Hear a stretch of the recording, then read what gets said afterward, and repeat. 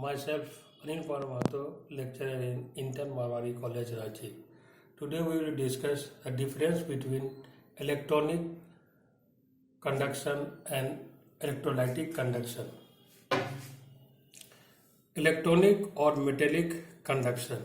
First, conduction through metals is carried by movement of electrons, whereas conduction in electrolytic conduction, conduction through electrolyte is carried out by movement of ions.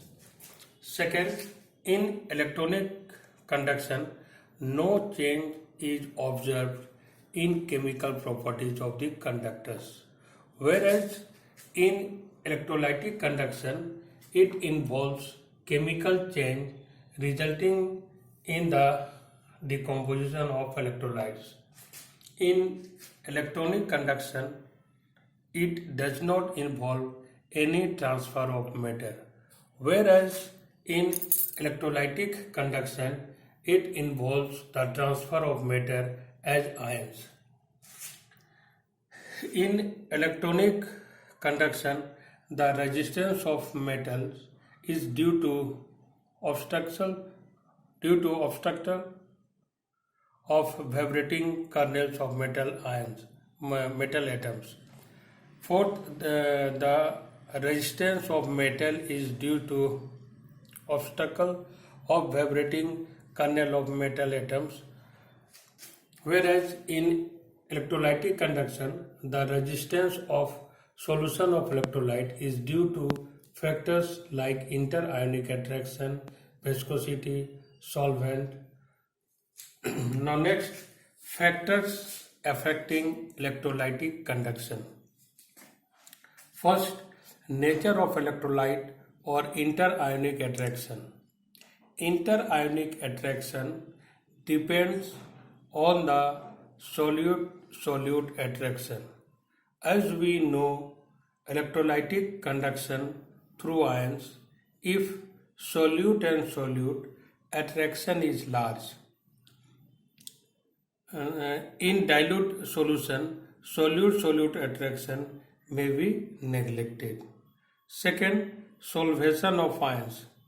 It is related with the interaction between the ions of the solute and molecules of solvent and are called solute-solvent interaction.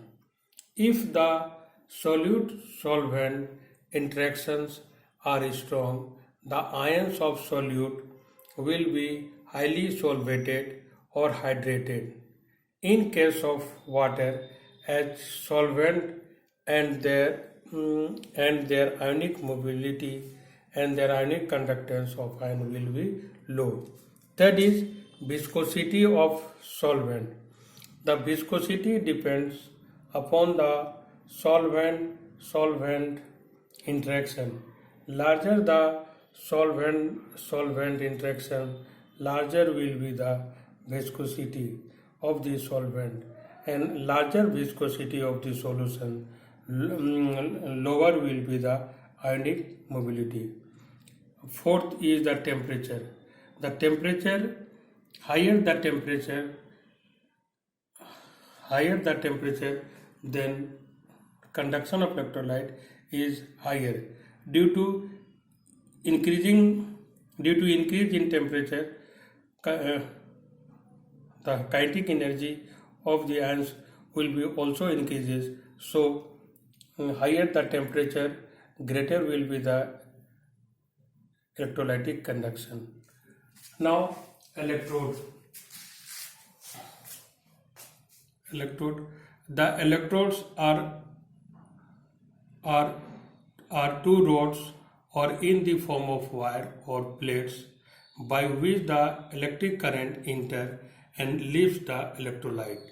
Anode, the electrolyte by which current enter the electrolyte is called anode. Cathode, the electrolyte by which current leaves the electrolyte is called cathode. Electrolyte, substances which in the molten state or in the solution conduct electricity and at the same time decomposes due to the passage of electric current is called electrolyte. Ionic compounds such as acid, bases or salts are electrolyte. There are two types of electrode, attackable electrode and non-attackable electrode. First, attackable electrode, metal ions containing its own metal ion as electrode. Copper plus 2 oblique copper, Ag plus oblique Ag. Non-attackable electrode, metal ion containing another metal as electrode. Copper plus 2 and silver plus and platinum. Reaction at cathode and anode. During electrolysis, oxidation occurs at anode and reduction at cathode. Non-electrolyte, the substances which do not conduct electricity either in their molten state or through aqueous solution are called non-electrolyte. Example, alcohol, glucose. All electrolytes do not ionize to the same extent in the solution. Strong electrolyte, the electrolytes which are almost completely ionized or dissociated into ions in solution are called strong electrolytes. Strong acid and strong bases, and most of the inorganic salts like sodium chloride, potassium nitrate and potassium chloride. Weak electrolyte, the electrolyte which do not ionize completely in solution or have low degree of dissociation are called weak electrolytes. Thank you.